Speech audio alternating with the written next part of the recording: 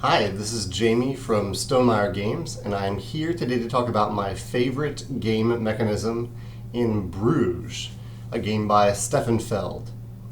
Bruges is a game that I actually just played for the first time the other day, as is the case with many of these games that I talk about, and it's definitely my favorite Sefan Feld game.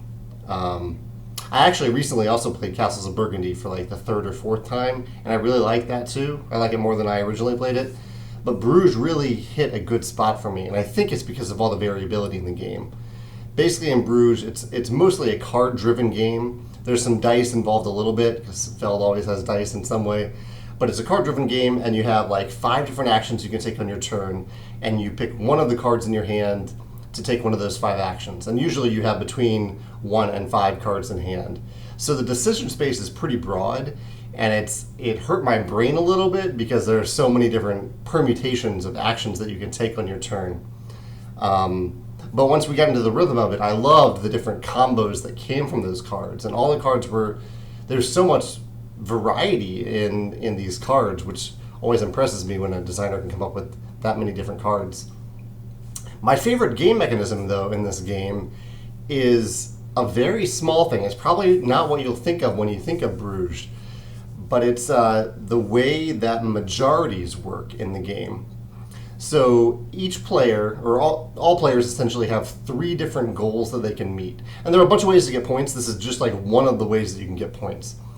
And at the end of every round, you look to see if someone has the majority in one of these goals. And so like the first time you do this, you finish a round, and the goals are number of characters, I think they're called, how much of a moat you've built, or a wall. It's either a moat or a wall, and then one that I'm forgetting. But so like if you have 2 sections of your moat built, and that is more than any other player, then in the first round you get the moat majority. You get 4 points that's registered at the end of the game, and you flip over a little tile in front of you to show that you've gotten the majority for that.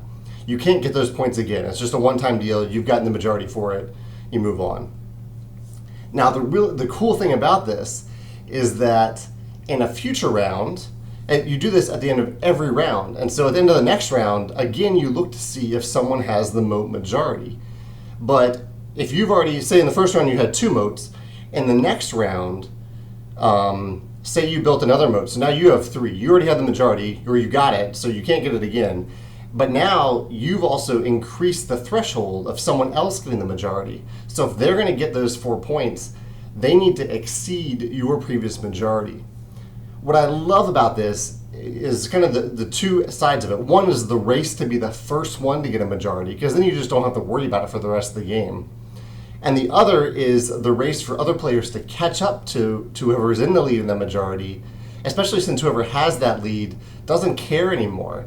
They might be trying to extend that majority to prevent everyone else from getting it. We played a 4-player game, and I got ahead on characters pretty early on. I got the character majority first, and I just decided, if no one else can get that majority, then that's essentially a negative 4 points for everybody else. It's 4 points that they're not getting because they can't catch me. And so I went with a character-heavy strategy, and no one ever caught me in the majority. So I was the first and only one to get the majority in that category. I really, really like this mechanism for majorities.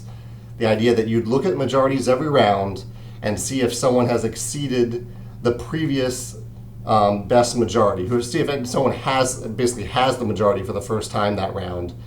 And if they do, they get the 4 points. And if they don't, then they have to keep trying for a future round.